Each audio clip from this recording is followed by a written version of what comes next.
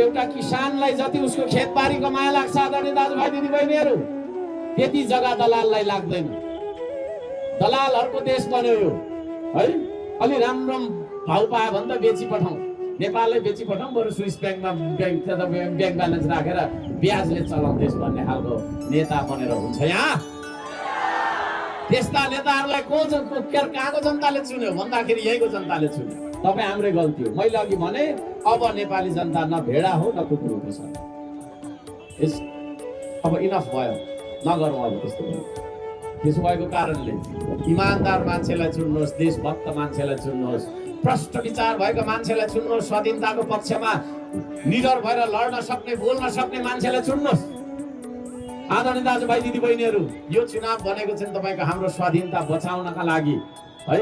राष्ट्रवादी शक्ति र यो स्वाधीनतालाई धराशायी बनाएर विदेशीको चलखेल र तपाईँको हस्तक्षेपलाई हाली मुहालीलाई बढावा दिएर देशमा चाहिँ कुर्सी पाए भएको मलाई यस्ता तपाईँको चाहिँ देशलाई जलाउने र भत्काउने मान्छेहरूलाई होइन।